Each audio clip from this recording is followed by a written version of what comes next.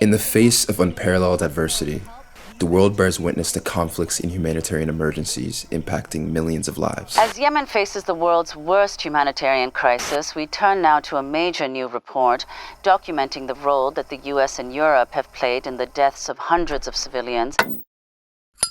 For over a decade now, you've more than likely seen a plethora of humanitarian crises throughout the media. Maybe headlines like this. How about this one?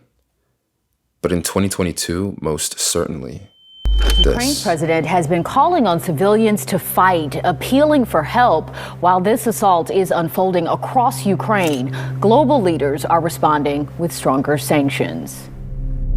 Just a year ago, Russia launched a military invasion of Ukraine. The aftermath has been devastating. Countless lives lost, decades of infrastructure destroyed, and hundreds of thousands sought refuge beyond the borders, leading to yet another humanitarian crisis. This conflict has engulfed the nation in a relentless wave of suffering and despair. The once thriving cities now echo with the cries of anguish as homes crumble under the weight of destruction. It's become a landscape marred by the indelible scars of war, where the simple act of survival becomes an arduous one. The International Red Cross that arrived. But in order to understand the full scope of how humanitarian crises impacts populations, we must first understand who the population is and identify how they've been affected. A humanitarian crisis can also have the impact of damaging an entire country's educational system, to the extent in which a student's right to education is disrupted. Once we dig deeper into the weeds of this population, a lesser-known narrative emerges. One community in particular that seems to be carrying the brunt of Russia's invasion. There's only been a handful of news articles I've seen about African students and also some Indian students in Ukraine. Many of them are not able to go back to their own country because their own country may have conflict going on or other issues. According to the Irish Times, roughly 20% of Ukraine's foreign student population is of African descent. A lot of the African students in Ukraine were not able to easily move to a neighboring country. Neighboring countries were welcoming Ukrainian students, but they were not welcoming African students. So there was definitely, what I noticed was inequity, both safety and educational needs of these students. But in the midst of a humanitarian crisis, as a foreign student, what exactly do you do? How do institutions and their governments support students across borders, let alone the country they currently reside? The answer to that question is probably a little more complicated than you might think. So, what are these challenges African students face, and how are they distinctly unique? The bombs do not discriminate. The bomb didn't say, you are a white person, I will kill you. You are a black person, so you must die. I tell you people, we both got it in equal measures. Abuse, humiliation, prejudices, and discrimination seem to be a common theme among Africans. The experience of being denied entry to trains and buses that would transport them to neighboring countries were consistent across media reports. While escaping the country, some were even told by Ukrainian border guards that the policy was 10 number of the Ukrainian locals to one number of foreigners to gain entrance to the Polish border. These roadblocks, stemming from deeply ingrained systematic racism, add yet another layer of complexity to an already challenging situation. But discrimination didn't quite end there. Displaced African students that made it past the border experienced political discrimination. While Ukrainian refugees were allowed to enter neighboring countries, European politicians used anti-migration laws to refuse entry for non-Europeans. We can go as far as to even say that the experiences of the impacts of war, discrimination, and trauma have also contributed to adverse mental health outcomes. This isn't the first time the world has witnessed conflict between Ukraine and Russia.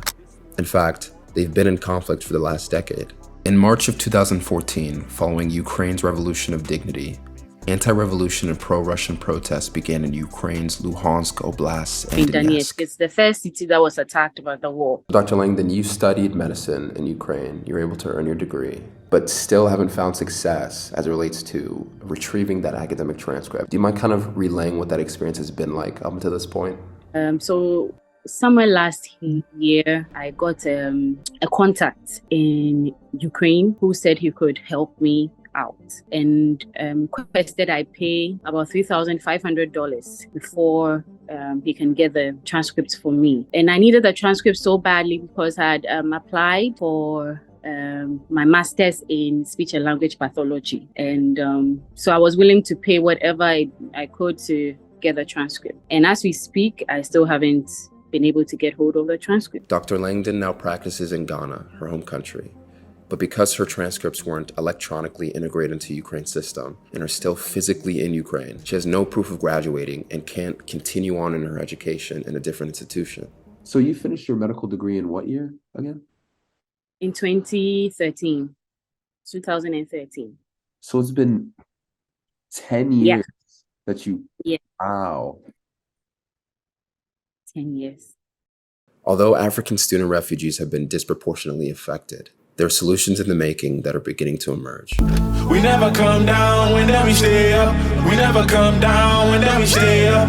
We never come down when we stay up. We never come down when we stay up. New tonight, Metro Atlanta residents are overseas right now helping people of African descent to escape the war in Ukraine. This after video surfaced of many people of color being mistreated and denied access at the border. Two Mercer alumni who are now in grad school are trying to help in the Ukraine crisis. They're getting African college students safely out of the war-torn country. This is Nassim Ashford, a student at the Yale School of Public Health. He, alongside Masiri Erbout, co-founded Nor United International. Many of these students are on the verge of homelessness if they don't get any kind of support. They helped raise over $125,000 in humanitarian support and coordinated the evacuation of 41 students from Kherson, Ukraine. They promote humanitarian equity, ensuring that all individuals affected by the crisis have the resources they need to rebuild their lives. Our organization was founded in 2020 in response to the George Floyd protests and the renewed interest in the Black Lives Matter movement and social justice for marginalized communities. However, for the last year, we've been supporting African students that fled the war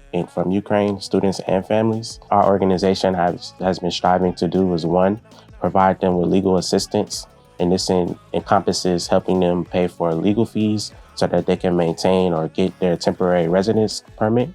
We also work with humanitarian assistance, providing food, housing, material assistance. And then lastly, we do work with a large population of students. And so we've worked and secured funding for scholarships.